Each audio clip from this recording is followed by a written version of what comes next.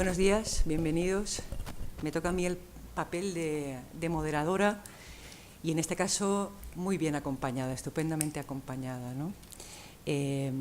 Ya dijo Alejandro San Francisco, que es el agregado cultural de la Embajada de Chile en España, que las relaciones específicamente entre España y Chile, o Chile y España, han sido muy intensas a lo largo del siglo XX, en el aspecto histórico, en el aspecto social, pero también, y como han podido comprobar, también en el aspecto cultural y específicamente en el literario.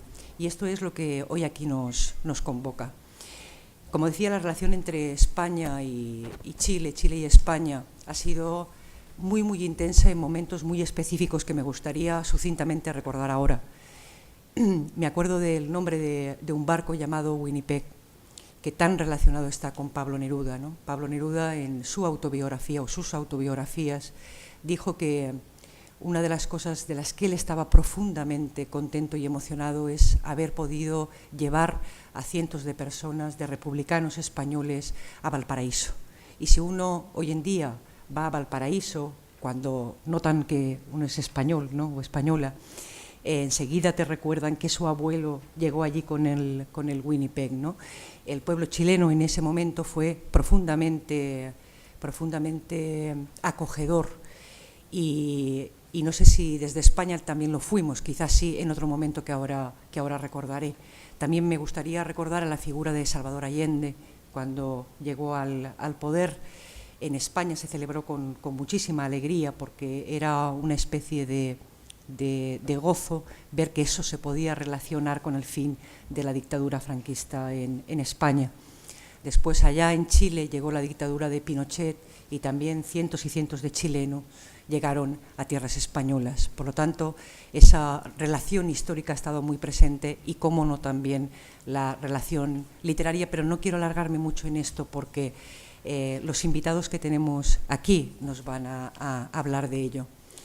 En primer lugar, le voy a dar la palabra a nuestro amigo ya, Alejandro San Francisco, que estuvo aquí hace unos meses a propósito de Raúl Zurita, y quedó tan encantado con nuestra universidad, lo cual nos alegra profundamente, que nos ofreció esta exposición, y por supuesto la directora del Centro de Estudios Iberoamericanos, Mario Benedetti, Eva Valero, la acogió enseguida y propuso que también no solo se hiciese esta exposición, sino también que se hablase, ¿no?, que hablasen desde el lado chileno y también del lado español sobre estos escritores en España, estos escritores chilenos en España.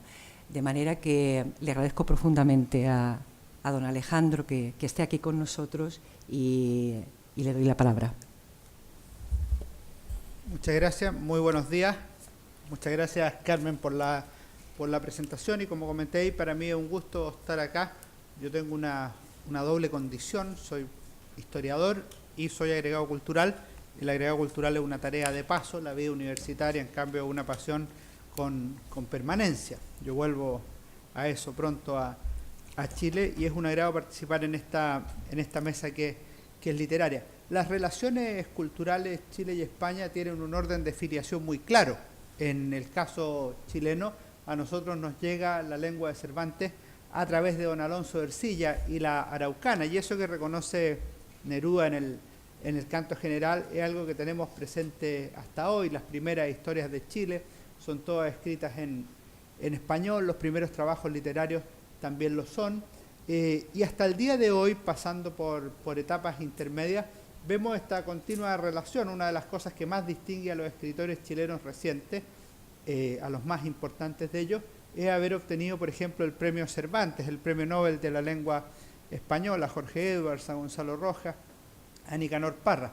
Pero además debo decir, y este es un mérito que quizás solo podría lograr España, cuando se produjo la explosión que se llamó el boom latinoamericano, y las letras chilenas, pero no solo chilenas, también peruanas, colombianas y de otros países, salieron de sus estrechas fronteras nacionales, la verdad es que lo hicieron acompañados en un momento dado por la capacidad de las editoriales españolas de publicar a estos autores. De esta manera, las voces que eran nacionales se transformaron en latinoamericana. Y si esta lengua que hablan 500 millones de personas en el mundo pueden leer a autores de distintos países, la verdad es que eso es un éxito tremendo. Solo este 2013 quiero recordar 3 trabajos. Carla Gelfenbein ha publicado recientemente en septiembre Nadar desnuda. El propio Jorge Edwards publicó el año pasado Círculos morados y recientemente El descubrimiento de la pintura. Y este tercer libro que yo ya les mencionaba, de Matías Barchino, Chile y la Guerra Civil Española, La voz de los intelectuales, son también reflejo de esta continua labor común que tenemos españoles y chilenos. A ellos se puede añadir la poesía de Julio Espinosa y otros tantos trabajos que se pueden trabajar. Entonces, esa primera cosa yo quería reforzar lo que dijo Carmen y traerlo hasta el día de hoy. Publicar en Chile es algo muy valioso, publicar en España es algo doblemente valioso y tiene una capacidad de expansión mucho mayor. Yo me quería concentrar en los próximos minutos en la figura de Pablo Neruda. Hace algunas semanas, cuando tuvimos una actividad en torno a Gonzalo Rojas en Barcelona, leí un discurso de Gonzalo Rojas en que él explicaba que el año 1933, más o menos, en una tarde o algo por el estilo, había leído 2 o 3 libros de Pablo Neruda, así como de golpe, cuando tenía apenas unos 15 años. A mí me pasó algo parecido cuando, siendo niño y poco lector, solo leía de fútbol. Un tío me regaló o me prestó, no lo recuerdo bien, las memorias de Pablo Neruda. Confieso que he vivido, yo que tenía unos 12 o 13 años y que, repito, leía muy poco, lo leí completo, lo leí un par de veces, quedé fascinado y la verdad es que de ahí no he parado. Luego fueron los 20 poemas de amor y una canción desesperada, y en un cumpleaños, me acuerdo un día viernes, nosotros teníamos clase hasta los sábados incluidos, no sé si cumplía 16 o 17 años, me regalaron también los versos del Capitán, y al día siguiente le agradecí ese libro a quien me lo había regalado porque lo había leído durante la noche. Era un libro relativamente breve, por si acaso, no soy una máquina lectora, es un libro breve, pero la verdad es que, claro, uno dice me voy a leer un poema, pero cuando lee un poema tiene que decir, bueno, 2 o 3 no estaría nada de mal, y al final ya termina leyendo el libro entero. Ahora, si uno compara estos textos, o sea, si uno compara los 20 poemas de amor y la canción desesperada, si uno ve el Winnipeg y las memorias de Pablo Neruda, y en tercer lugar ve los versos del Capitán, se da cuenta que son 3 libros muy marcadamente distintos, de distinto comienzo y de distinto final. Yo no soy analista literario, soy historiador, pero en el caso de los 20 poemas de amor y una canción desesperada, es una poesía amorosa, personalísima, autorreferente. O sea, el centro es yo, el centro es Neruda. Cuando va al poema 20, puedo escribir los versos más tristes esta noche, yo puedo. En otra, a nada te pareces desde que yo te amo. Claro, está hablando de una tercera persona, nada te parece, pero desde que yo te amo, yo soy el centro. Con el perdón de las mujeres presentes, el poema 15, me gustas cuando callas porque estás como ausente. Claro, es una cosa que a veces otros lo utilizan para fines propios, pero en el caso del poeta lo que está diciendo es me gustas, yo soy el centro. Y todos los 20 poemas de amor y una canción desesperada son de amor. La canción desesperada también es de amor. Emerge tu recuerdo de la noche en que estoy, emerge tu recuerdo de la noche en que yo estoy, sigue siendo yo el centro del texto. Y en segundo lugar, son de amor.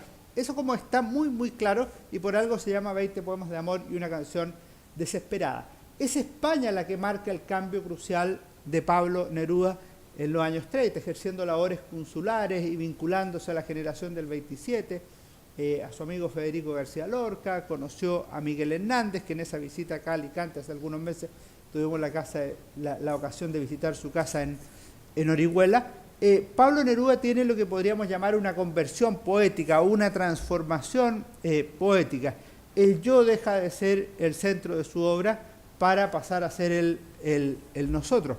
Y eso lo señala en un texto que en su versión final se llama Explico algunas cosas. Explico algunas cosas cuando él quiere decir por qué su poesía, que antes nos hablaba de los volcanes de su país natal, empezó a hablar de cosas tan raras como la política, la muerte, la persecución o la guerra. Y él dice que lo que le había ocurrido, explico algunas cosas, era que una mañana cualquiera todo estaba ardiendo, y desde entonces pólvora, desde entonces fuego, desde entonces sangre. O sea, cambia la historia española, y al cambiar la historia española, cambia la historia de Neruda. Su casa, que era llamada la Casa de las Flores, resulta destruida. ¿Te acuerdas, Rafael?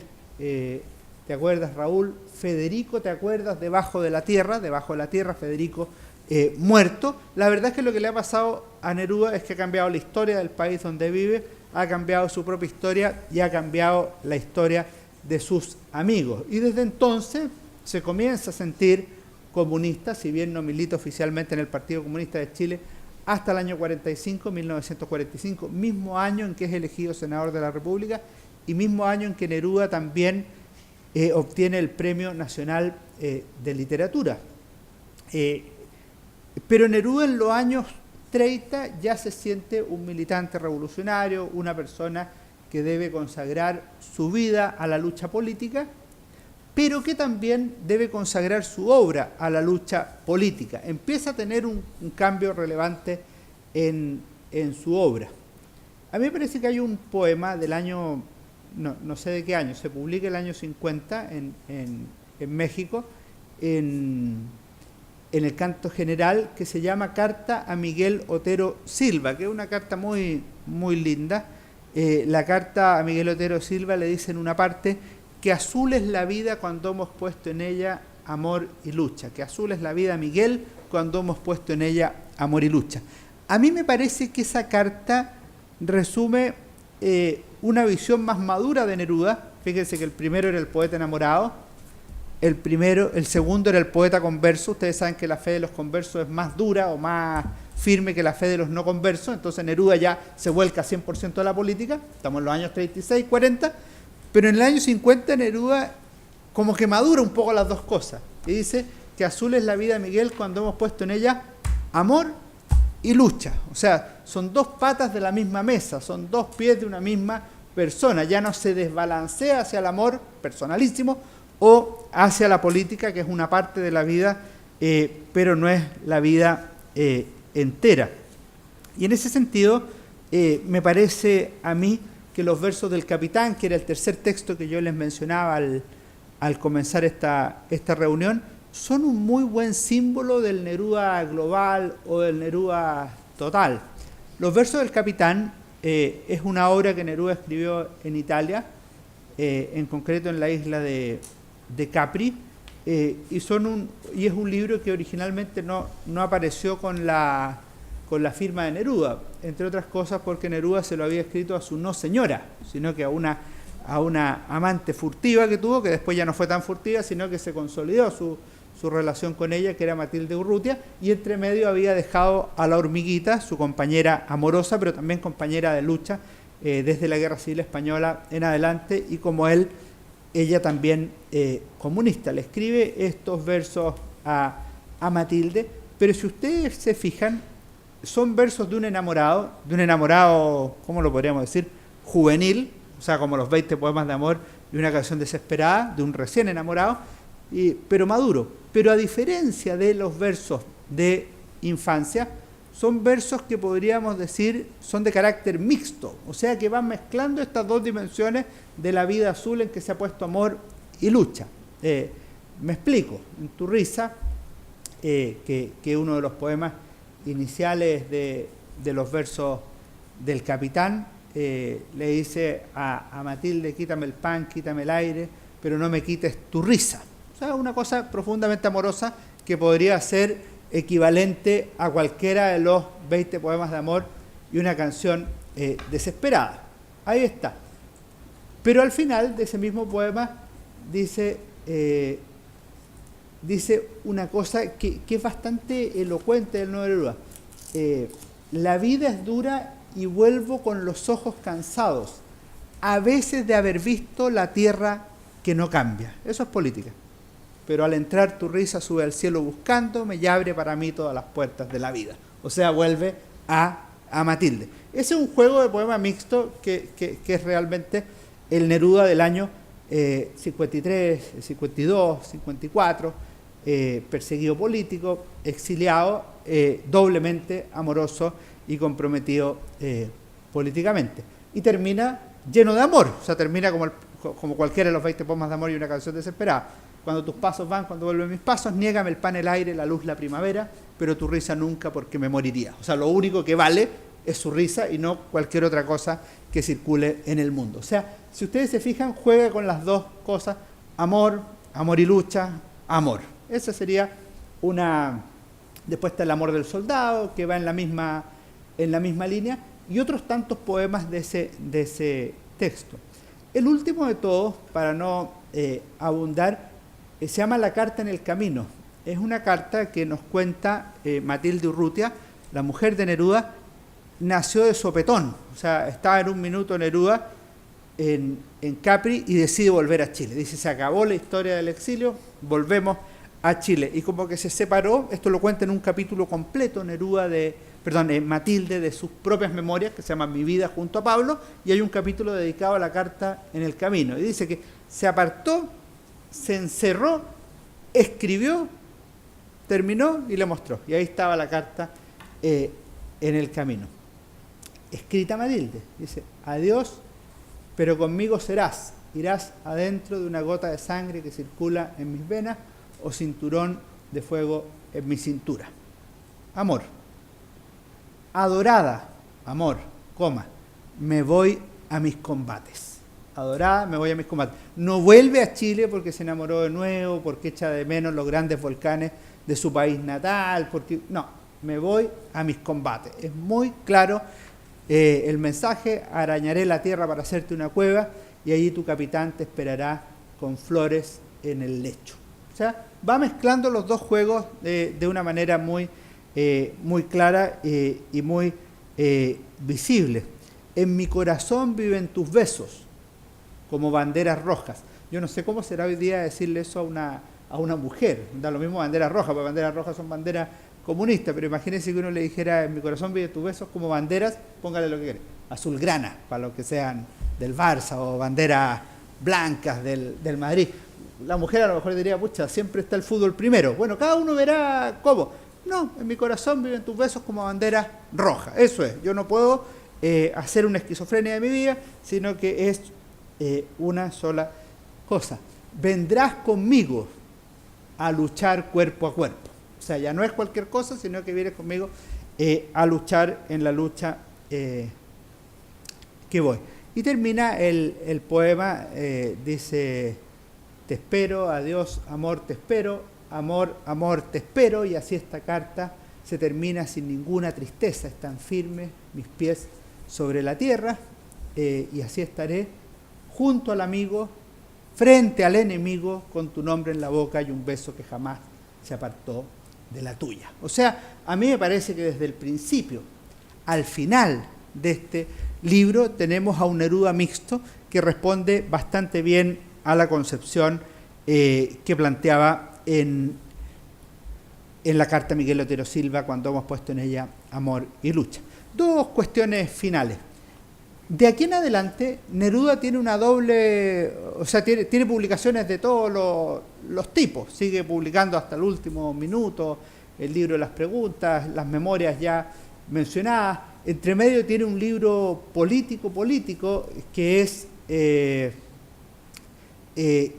Canción de Gesta, escrito a la Revolución Cubana, y como a él le gustaba recordar, el primer libro escrito a las glorias de la Revolución Cubana. Pero cuando él, por ejemplo, al final de ese libro, en el juicio final o el juicio final de la conciencia, escribe sobre lo que ha sido su vida, pone en alguna parte, viví como un mortal apesarado de amar, amar y amar sin que me amaran y de no amar habiendo sido amado. O sea, vuelve a esa parte de su historia, pero luego sueña en el escrito en el año 2000, llegar al 2000, estamos en 1960, ustedes que son jóvenes, les cuesta imaginarse lo que era, pero yo cuando estaba en el colegio en ¿cómo se dirá aquí? Segundo de primaria, o tercero de primaria nos hacían hacer dibujos de cómo imaginamos el año 2000 y uno se imaginaba los autos que todos volaban y no sé qué. Y la verdad es que el 2000 mejoró la cosa, pero la vida fue por la computación, no por la vida cotidiana, por cosas que no podíamos imaginar en ese minuto. Pero fíjense lo interesante, cómo imaginaba Neruda el año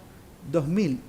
Dice, y veo lo que viene y lo que nace, los dolores que fueron derrotados, el pan y la justicia repartiéndose como el sol se reparte en el verano. Y en una parte dice una frase notable para Chile, país miserable, el año 60, dice que se imagina a los niños en la escuela con zapatos. La mayoría de los niños no iba al colegio en Chile y de los que iban, muchos iban sin zapatos a clases a Chile. O sea, una cuestión que él se imagina, no una gran transformación, basta los niños en la escuela con zapatos, que este sería un verso primo de los de Gabriela Mistral, pececitos de niños, azulosos de frío, porque os ven y nos cubren, Dios mío, serían como parientes esos dos versos. Si uno analiza el final, y con esto termino, de la vida de Neruda, la vida de Neruda es una vida en que el proyecto político que él había abrazado y del cual se jacta de haber contribuido en su famoso discurso de Estocolmo el año 71, es un proyecto fallido por la intervención militar del año 73, que aquí se recordaba. Y Neruda muere pocos días después, muy pocos días después, muere el 23 de septiembre del año 73, pero alcanza a escribir sus memorias, alcanza a cerrar sus memorias, las memorias estaban prácticamente escritas, y agrega un capítulo final donde dice que Chile es un país, ahí se vuelve muy autocrítico, antes había sido muy favorable a la visión histórica de Chile, dice que Chile había tenido muchos presidentes chicos y solo dos grandes, Balmaceda y Allende, ambos que habían terminado su vida con intervención de las armas, con guerras civiles y con el suicidio en ambos casos, en el caso de Allende porque tenía la imagen de Balmaceda mártir en 1891, entonces termina con esa visión. Y a mí me parece que se vuelve, este es un juego que es una interpretación absolutamente libre mía y que no tiene mayor valor, yo solo la recuerdo porque me une al Neruda de la política del final de su vida, cuando escribió Incitación al Nixonicidio y Alabanza de la Revolución Chilena, el año 73, lo une con el primer Neruda, el Neruda autorreferente. Hay un poema que puede ser de 1920, o sea, con certeza Neruda no tenía todavía 20 años, no cumplía 20 años, y escribe un poema que se llama Un hombre anda bajo la luna, que son de estos poemas curiosos que si ustedes ven las obras completas de Neruda, por ejemplo, no sé de qué año es, del 80, por ejemplo, hay una obra completa, no está este poema, no está Un hombre anda bajo la luna. Estaba publicado en una revista, y es un poema absolutamente autorreferente, pero que nos sirve para explicar el final. Dice, pena de mala fortuna que cae en mi alma y la llena. Pena, luna. Calles blancas, siempre ha de haber luna cuando, por ver si la pena arranca, ando y ando. Recuerdo el rincón oscuro en que lloraba en mi infancia, los líquenes en los muros, las risas a la distancia, sombra, silencio, una voz que se perdía, lluvia en el techo, atroz lluvia que siempre caía. Y termina este poema diciendo, y aquí hago el link yo, amor perdido y hallado, y otra vez la vida trunca. Lo que siempre se ha buscado no debiera hallarse nunca.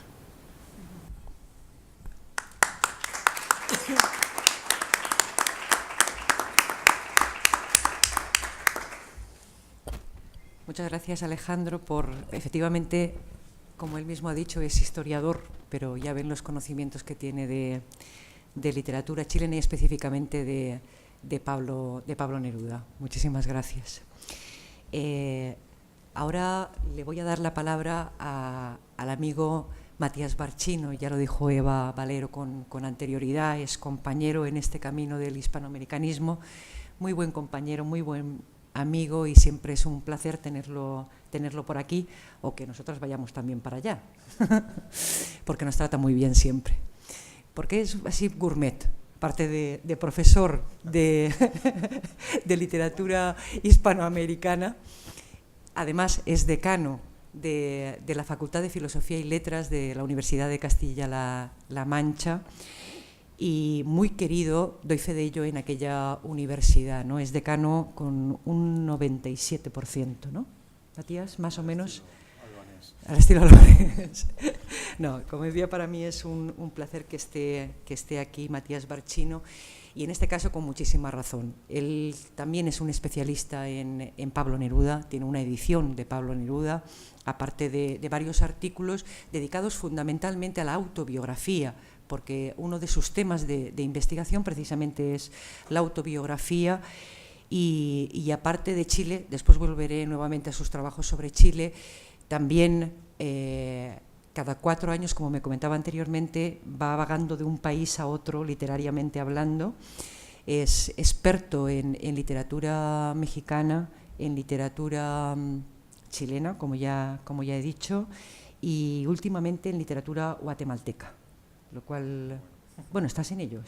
Y también literatura cubana, literatura cubana, porque hay una estrecha relación entre la Universidad de Castilla-La Mancha y Cuba, y hace unos años preparó un extraordinario congreso sobre Nicolás Guillén, que comimos muy bien y vivimos muy bien también allí.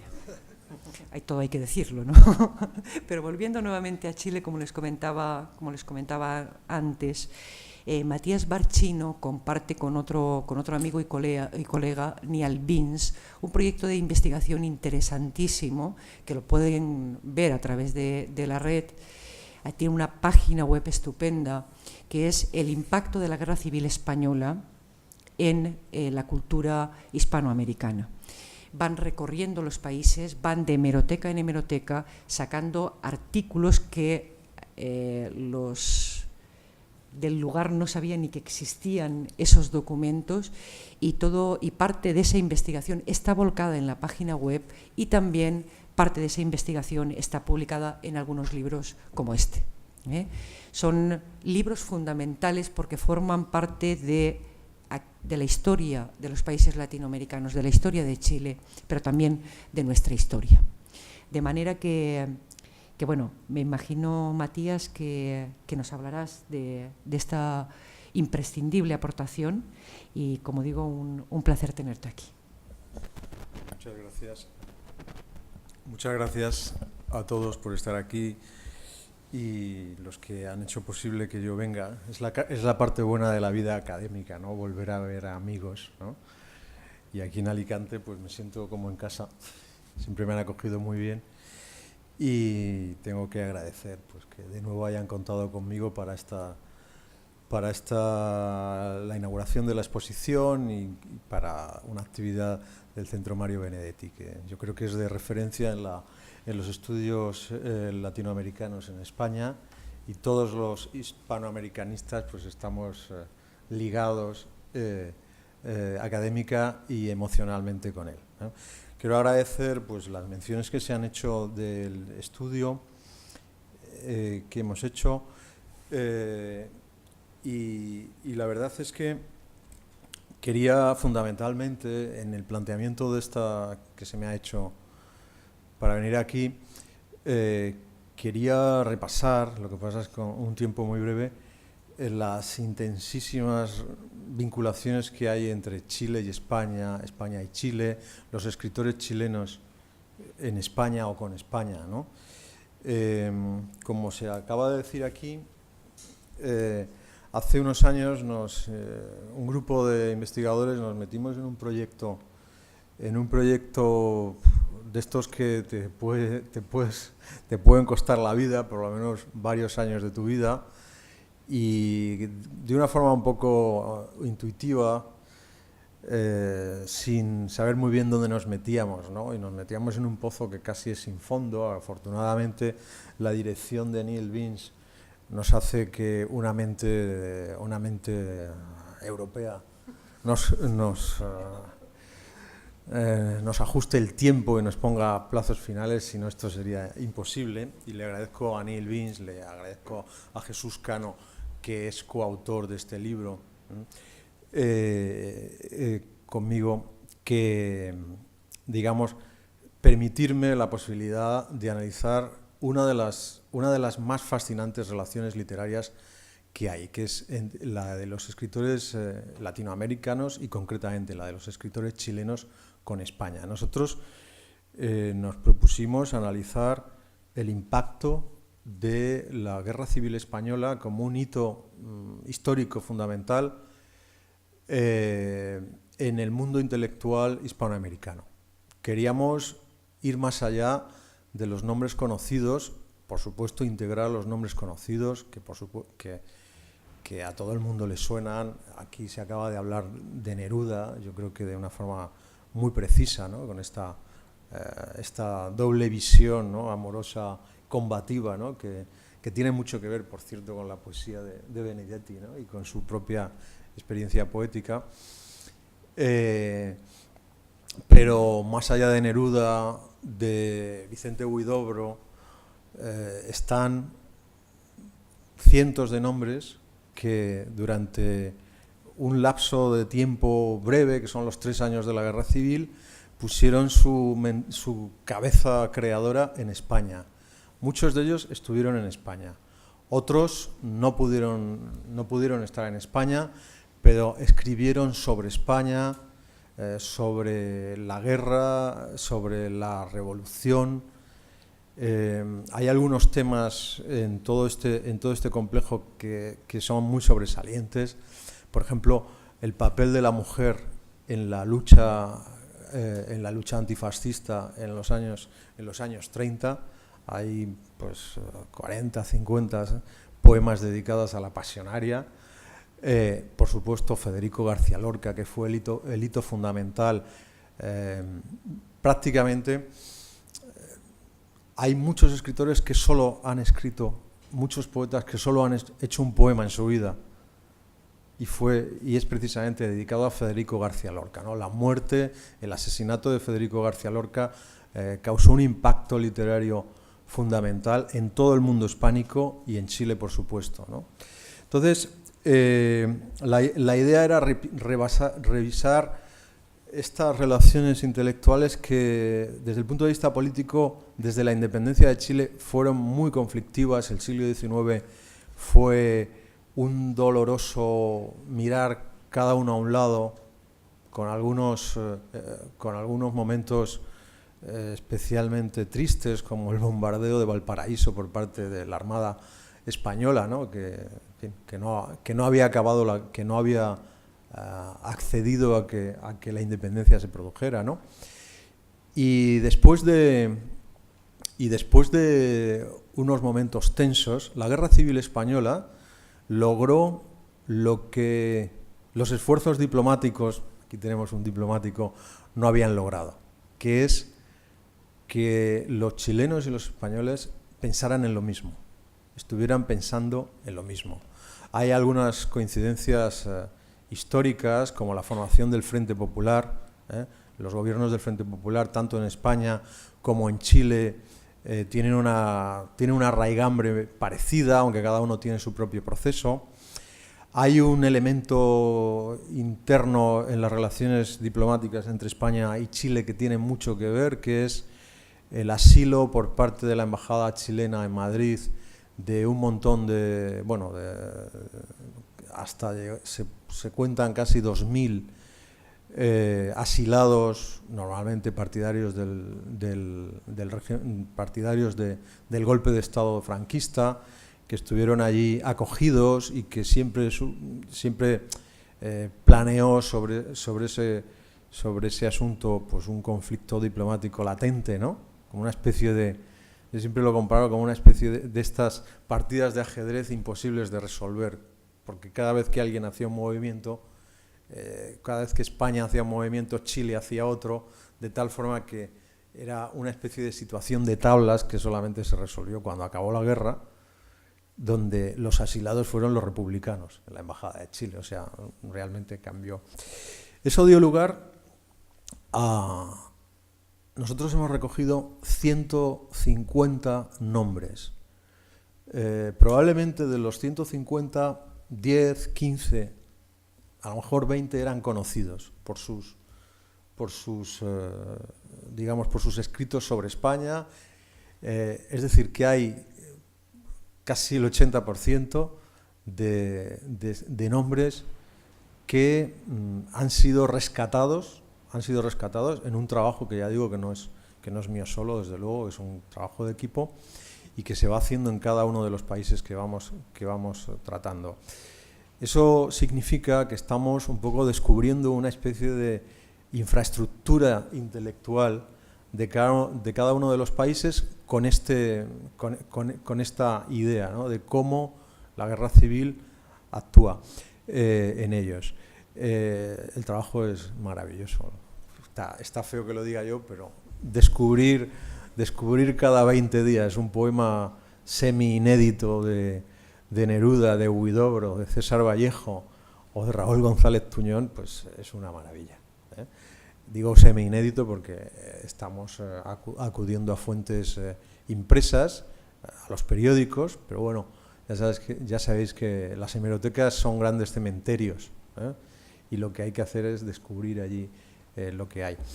Y entonces, pues lo que podemos ver es un panorama muy interesante de lo que fue la cultura chilena en los años 30 y cómo hay una devoción absoluta por España. España es el pensamiento fijo.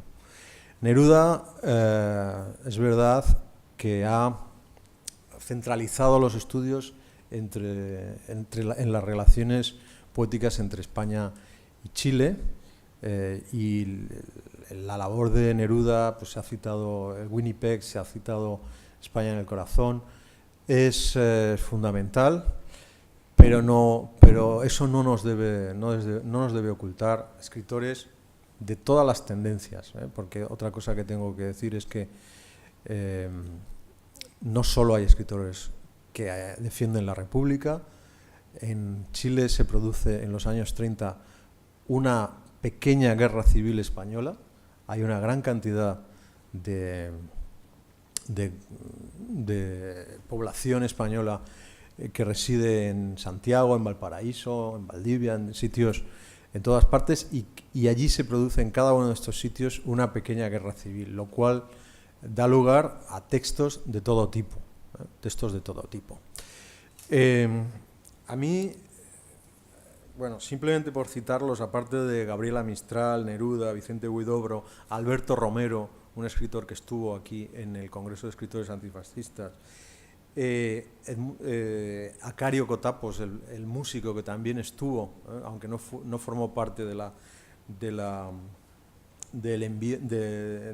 grupo oficial, están Luis Enrique Délano, Juvencio Valle, Augusto Dalmar, Carlos Morla Lynch, el encargado consular de la embajada, que fue uno de los que nos da un testimonio maravilloso y dramático de cómo fue la vida en la embajada chilena en España en esta época, que durante un tiempo estuvo a las órdenes del embajador Núñez Morgado, que también da su testimonio, de otros funcionarios como Fausto Soto, un funcionario consular, que hay un poema aquí que a mí me parece extraordinario, donde Fausto Soto se cansa de ver tanta violencia, tantas amenazas, la vida tan dura, y se va al Retiro de Madrid, al Parque del Retiro, a tratar de respirar un poco, pero claro, de repente oye los aviones que amenazan con el bombardeo, ¿no? Y entonces esta especie de búsqueda de la paz dentro de la violencia, la verdad es que es muy emotiva. Y tengo que citar, porque entre otras cosas, porque son los menos conocidos, aunque realmente son muy interesantes desde el punto de vista intelectual, pero son menos conocidos, a los partidarios del gobierno de Franco. Hay una entrevista impresionante de Maximiano Echarri, un político chileno que pasa por España, al propio general Franco, que realmente hace gala de su condición de gallego político, y no quiero recordar a ningún otro gallego político, a la hora de contestar sus preguntas, o una entrevista deliciosamente cursi, de Leticia Repeto a doña Carmen Polo de Franco, una mujer, digamos que es como el modelo de mujer católica, digamos que protege a los niños y tal, muy encantadoramente cursi. O algo más violento, el testimonio de un aviador chileno, Luis Omar Pagé, que vivió en España y que sufrió personalmente las consecuencias de la guerra, y luego se alistó en la aviación franquista y hizo gala de lo sanguinario de sus acciones. O a Bobby de Glané, un escritor, un periodista conocido, que fue uno de los grandes periodistas radiofónicos de España, que también escribió, estuvo en la embajada chilena en España, y que también escribió unas crónicas muy interesantes, en un lenguaje periodístico que entonces no se conocía en España, y eso sí que hay que reconocerse, lo que Bobby de Glané reinventa la crónica deportiva y la crónica política incluso en el periodismo español. Y hay que decir que justamente cuando Pablo Neruda, cuando Federico García Lorca toma el tren hacia Granada, había quedado con Pablo Neruda para ver un espectáculo de lucha libre que precisamente organizaba Bobby de Glané, ¿no? Decía, vamos a ver a un espectáculo de lucha que organiza un chileno que vive en Madrid, seguro que te gusta. No acudió nunca Lorca a esa cita, y lo recuerda Pablo Neruda en Confieso que he vivido, ¿no? Precisamente iban, era un pequeño grupo de chilenos que había en Madrid. La verdad es que creo, para concluir, que la Guerra Civil Española fue el momento en que se marca una reunión de conciencias entre Chile y España, y probablemente habrá otros momentos históricos que también, tengan esa dimensión, pero me parece que es un momento extraordinario para analizar quiénes somos nosotros, ¿eh? Como todos los hispanoamericanos hacemos, siempre nos conocemos más cuando nos miramos en Hispanoamérica, y ellos probablemente se conocen a sí mismos cuando se miran en España. Y yo creo que nada más, yo estoy deseando oír a Juan Carlos Mestre. Así que muchas gracias, y gracias a todos por la...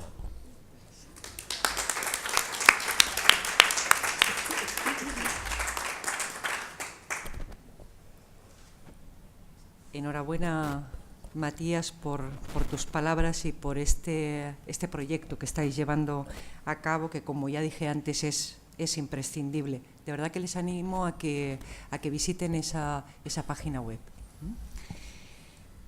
Y ya para cerrar la mesa, tengo el placer de presentar a Juan Carlos Mestre. Decía Eva Valero en la inauguración de la exposición al muy querido Juan Carlos Mestre.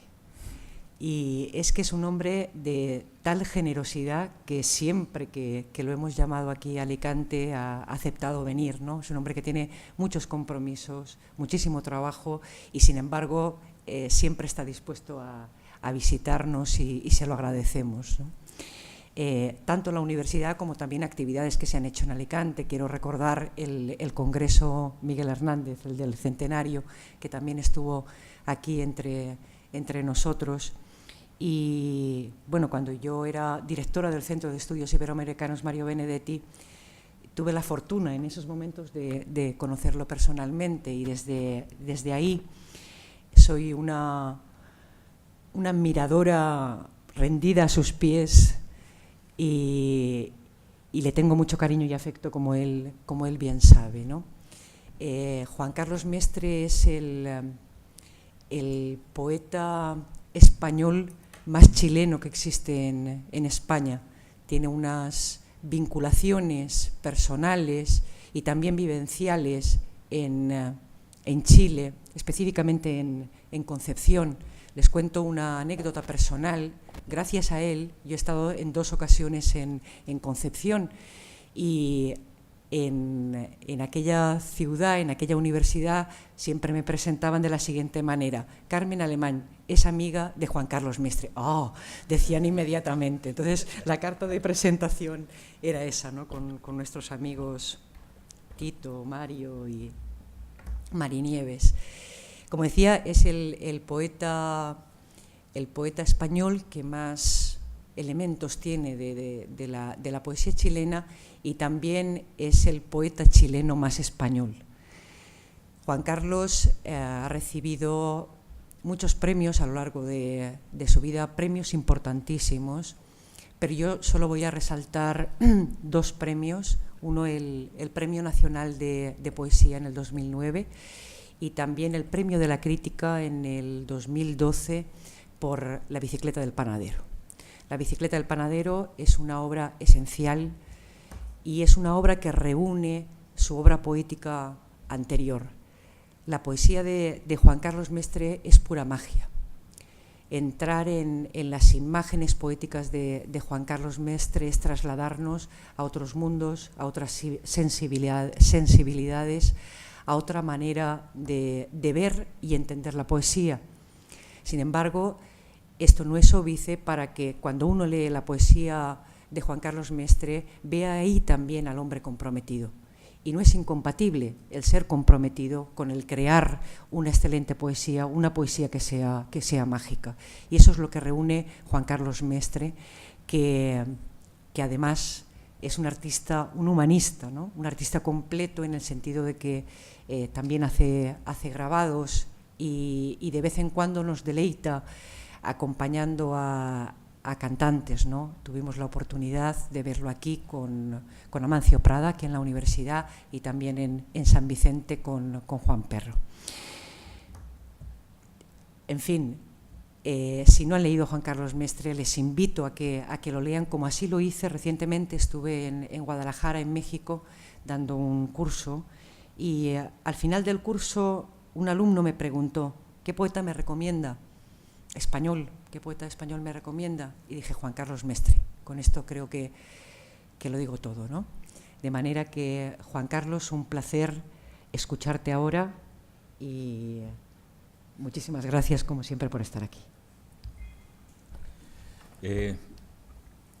Buenos días, queridas amigas y amigos. La ruta del exceso, decía William Blake, conduce a los templos de la sabiduría. No en vano, yo cada vez que me llaman de aquí vengo a este templo de la sabiduría, porque siempre es un exceso de generosidad, pero genera un serio conflicto de conciencia y de personalidad, en mi caso. Cuando yo escucho a Carmen y a Eva y a Claudia, todas son la misma asamblea generosa, pienso en aquellos versos de Quiñones de Benavente, cuando decía: yo soy un hombre, señores, porque no puedo ser dos. Yo soy un hombre, en efecto, válgame Dios, ¿quién soy yo? Bueno, queridos amigos, yo no soy más que un amigo de ustedes, y digamos que las trampas de la muerte, después de ver esta representación de esta exposición de fotografías de escritores chilenos, ha terminado, y que la poesía, esa obra mayor de las supersticiones de la inteligencia, ha comenzado las excavaciones del mito, la puerta lateral por la que los poetas deben abandonar siempre lo abominable de la historia. La poesía, ¿acaso no sea otra cosa que el discurso de la desobediencia y también de la delicadeza humana?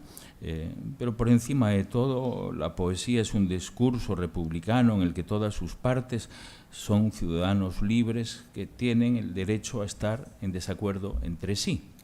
El mismo desacuerdo que lleva a la felicidad fraterna de estar rodeado de amigos con los que también uno puede discrepar.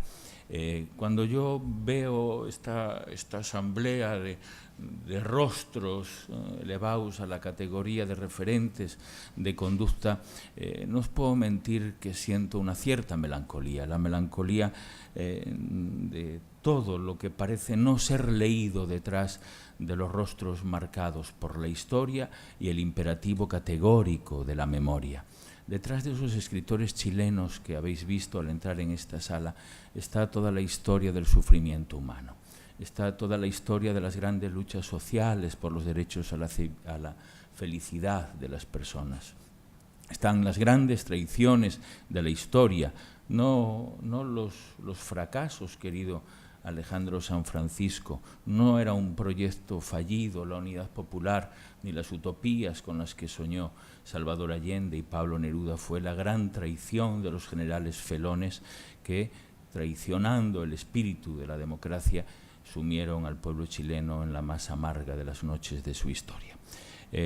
Ciertamente el diálogo con los escritores chilenos y españoles en la Segunda República fue generoso, fue amplio y fue solidario, querido Matías. Pero fíjate, Bobby de Glané, que siempre aparece como esa referencia agradecida por el reinvento, como tú dices, de otra manera de enfrentarse a los acontecimientos, a la narración de los acontecimientos deportivos. Sin embargo, yo poco le podría agradecer. Creo que a él se debe el reinvento, sí, pero precisamente del culto a las retóricas de la banalidad, a la banalidad retórica de las retransmisiones deportivas y haber convertido el elogio de lo banal en una de las conductas de masas en la sociedad contemporánea. Creo que el gran aporte, en todo caso, de los escritores chilenos está en otro territorio, está en el gran diálogo con el más manifiesto y latente de los desafíos de la poesía, que es el de recordarnos que la vida carece de sentido sin resistencia al mal.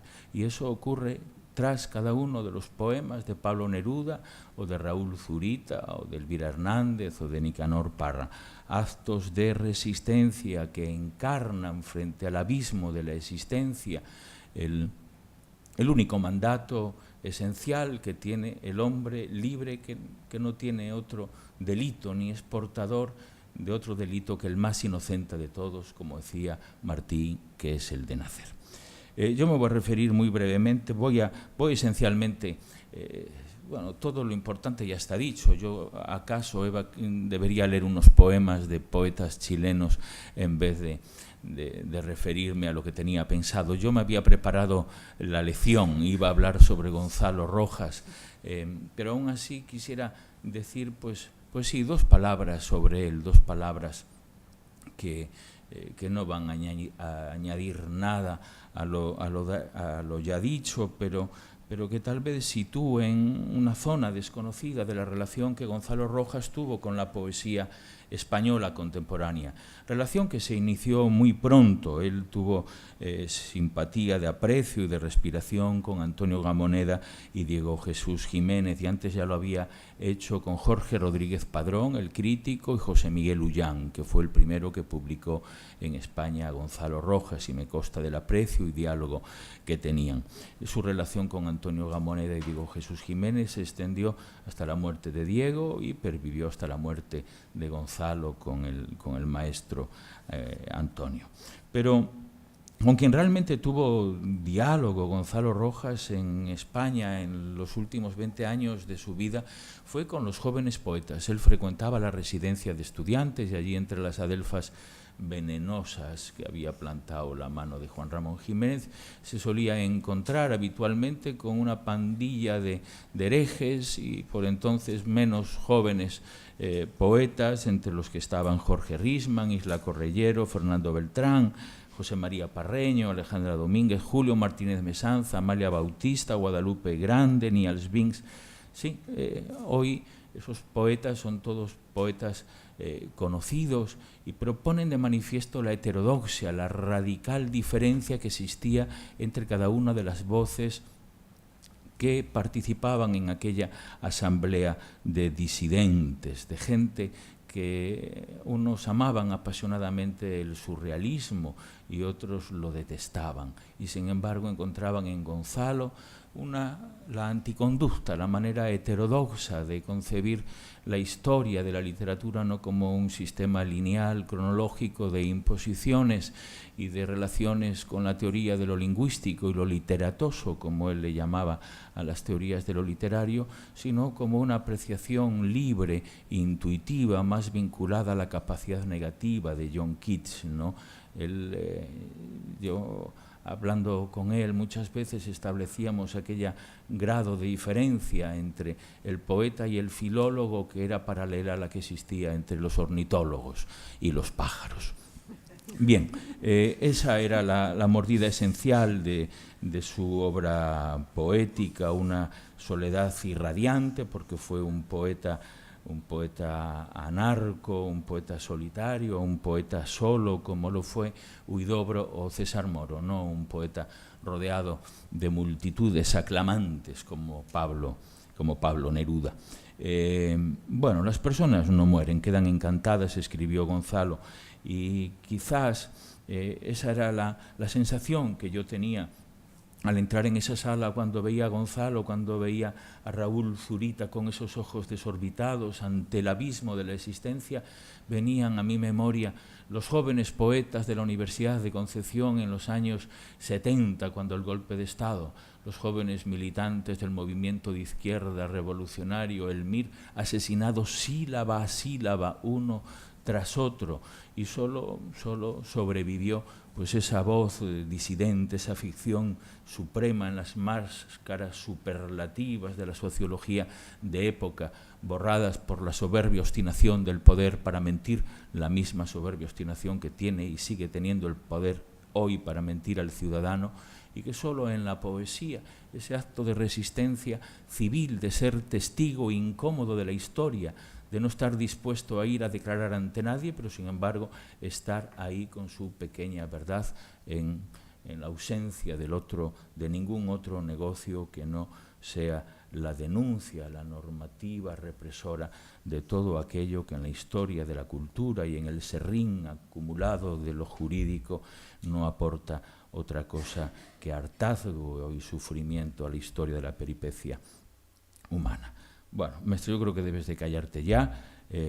Has hablado de la transgresión, de la desobediencia de la poesía de Gonzalo y tal vez del irrepetible acontecimiento que siempre en la lucha por la libertad es la fascinante voz de aquellos que inocentes, heridos por el hambre de la justicia, huéspedes inexorables de la nobleza humana, son el testimonio irrefutable de lo mejor. Los poetas que dan voz a aquellos que nunca tuvieron voz, incluso aquellos que pensaron que no tenían derecho a tener voz. Esas voces son, y voy a leer unos poemas, voy a comenzar por Pablo Neruda. Yo creo que hay una de las odas elegíacas, de las 3 odas elegíacas que a mí más me han conmovido, la elegía Ramón Sigé de Miguel Hernández, la oda a Walt Whitman de Lorca y la oda a Federico García Lorca de Pablo Neruda. Si pudiera llorar de miedo en una casa sola, si pudiera sacarme los ojos y comérmelos, lo haría por tu voz de naranjo enlutado y por tu poesía que sale dando gritos. Porque por ti pintan de azul los hospitales y crecen las escuelas y los barrios marítimos y se pueblan de plumas los ángeles heridos y se cubren de escamas los pescados nupciales y van volando al cielo los erizos. Por ti las sastrerías con sus negras membranas se llenan de cucharas y de sangre y se tragan cintas rotas y se matan a besos y se visten de blanco. Ciudades con olor a cebolla mojada esperan que tú pases cantando roncamente y silenciosos barcos de esperma te persiguen y golondrinas verdes hacen nido en tu pelo y además caracoles y semanas, mástiles enrollados y cerezas definitivamente circulan cuando asoman tu pálida cabeza de 15 ojos y tu boca de sangre sumergida. Si pudiera llenar de hollín las alcaldías y sollozando derribar relojes, sería para ver cuándo a tu casa llega el verano con los labios rotos.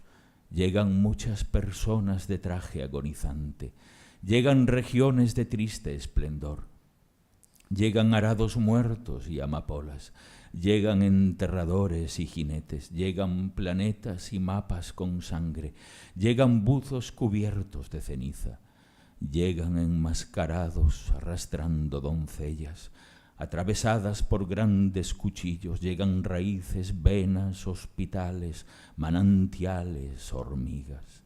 Llega la noche con la cama en donde muere entre las arañas un húsar solitario. Llega una rosa de odio y alfileres. Llega una embarcación amarillenta. Llega un día de viento como un niño. Federico, tú ves el mundo, las calles, el vinagre, las despedidas en las estaciones cuando el humo levanta sus ruedas decisivas, hacia donde no hay nada sino algunas separaciones, piedras, vías férreas. Hay tantas gentes haciendo preguntas por todas partes. Hay el ciego sangriento y el iracundo y el desanimado y el miserable, el árbol de las uñas, el bandolero con la envidia a cuestas.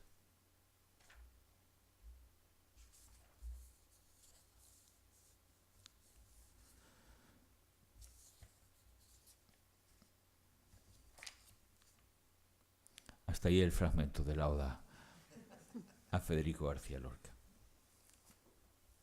A no ser que la recuerdes de memoria, querido Alejandro San Francisco, porque tu memoria es prodigiosa. El bandolero con la envidia a cuestas.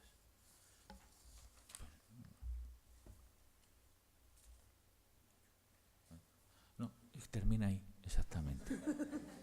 Me parecía, fijaros, no es una crítica a Neruda, pero no esperaba que terminara así la oda, la recordaba de otra manera. Y termina ahí. Bien, de Nicanor Parra, del maestro Nicanor Parra, el gran Nicanor Parra, el hombre imaginario. El hombre imaginario vive en una mansión imaginaria, rodeada de árboles imaginarios, a la orilla de un río imaginario.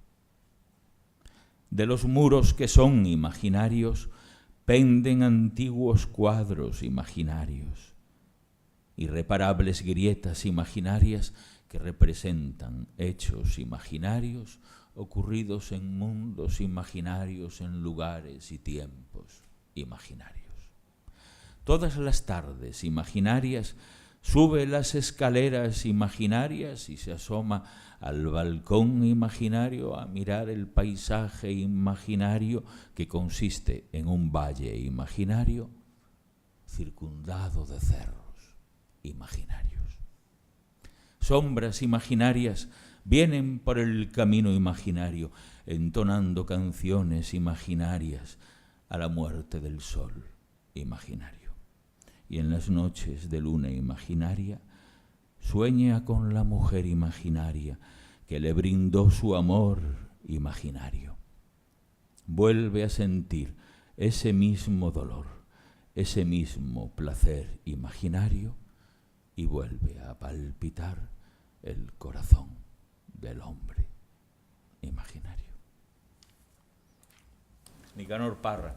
Qué hombre, ¿no? Cuando murió Neruda le preguntaron, ¿y ahora que ha muerto Neruda, usted se considera el poeta más importante de Chile? Dijo, no, me basta con ser el más importante de Isla Negra, que era donde tenía una casita. Como sabéis, en Isla Negra vivió toda su vida Pablo Neruda. Cuando recibió el premio Cervantes, Nicanor Parra, se hizo una encuesta en Chile sobre su mejor poema y este fue el que obtuvo más preferencia. Tú eres muy dado a las estadísticas, ¿eh, Alejandro? Sí. Carbón de Gonzalo Rojas. Veo... No podíamos apagar este aire acondicionado, a lo mejor. o bajarlo, porque es como un moscardón, es como un helicóptero. En Chile, en los años que viví en Chile, teníamos siempre los helicópteros tremendos de los pacos, los carabineros, que vigilaban permanentemente zumbando como grandes moscardones existenciales y siniestros. Carbón. Veo un río veloz brillar como un cuchillo, partir mi lebu en dos mitades de fragancia. Lo escucho, lo huelo, lo acaricio, lo recorro en un beso de niño como entonces, cuando el viento y la lluvia me mecían. Lo siento como una arteria más entre mis sienes y mi almohada. Es él, está lloviendo, es él, mi padre viene mojado, es un olor a caballo mojado, es Juan Antonio Rojas sobre un caballo atravesando un río. No hay novedad, la noche torrencial se derrumba como mina inundada y un rayo la estremece. Madre, ya va a llegar. Abramos el portón. Dame esa luz. Yo quiero recibirlo antes que mis hermanos.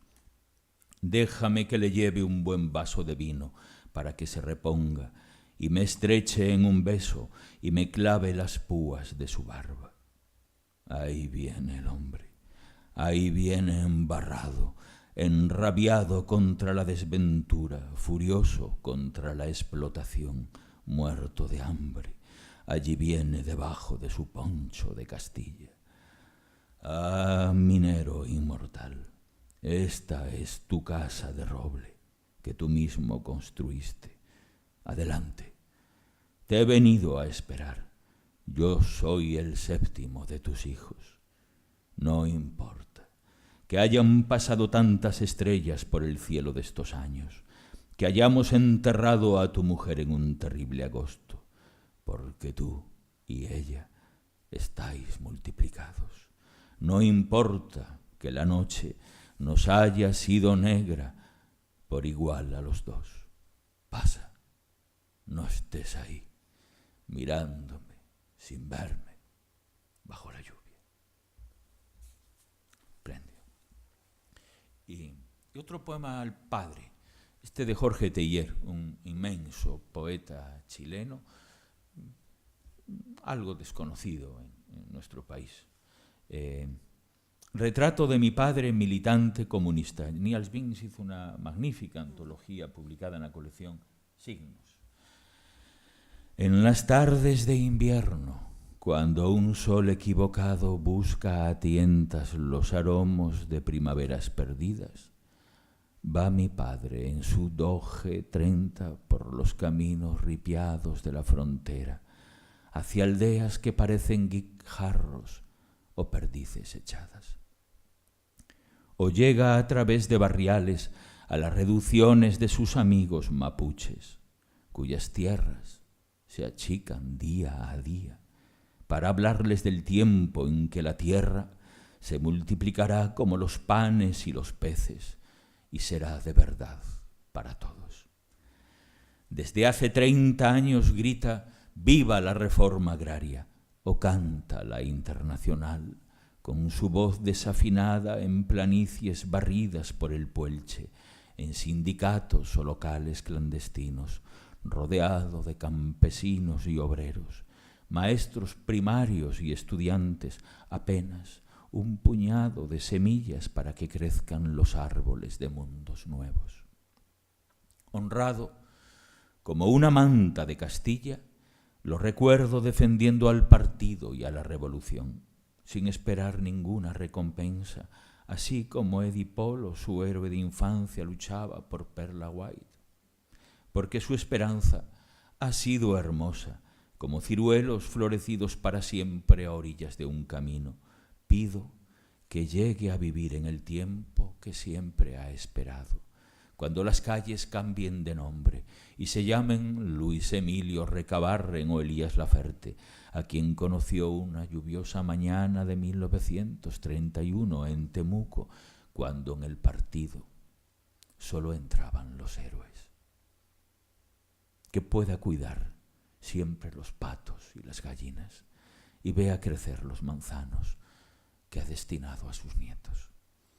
Que siga por muchos años cantando la Marsellesa el 14 de julio en homenaje a sus padres que llegaron de Burdeos. Que sus días lleguen a ser tranquilos, como una laguna cuando no hay viento, y se pueda reunir siempre con sus amigos, de cuyas bromas se ríe más que nadie, a jugar tejo y comer asado al palo en el silencioso, interminable de los campos. En las tardes de invierno, cuando un sol convaleciente se asoma entre el humo de la ciudad, veo a mi padre, que va por los caminos ripiados de la frontera a hablar de la revolución y el paraíso sobre la tierra en pueblos que parecen guijarros o perdices echadas.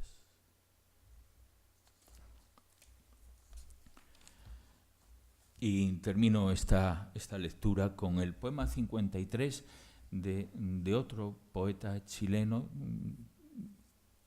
también fallecido, y que no aparece, igual que Teillier, en la exposición de los escritores chilenos, por cuya presencia, creo, es esencial.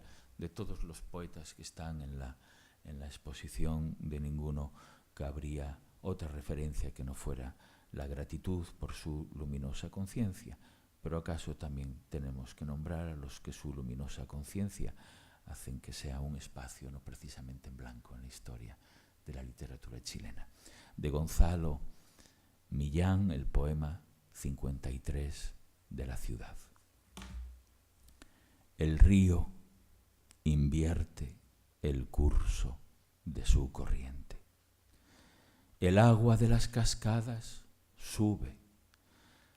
La gente empieza a caminar retrocediendo. Los caballos caminan hacia atrás. Los militares deshacen lo desfilado. Las balas salen de las carnes. Los oficiales enfundan sus pistolas. La corriente se devuelve por los cables. La corriente penetra por los enchufes. Los torturados cierran sus bocas. Los campos de concentración se vacían. Aparecen los desaparecidos.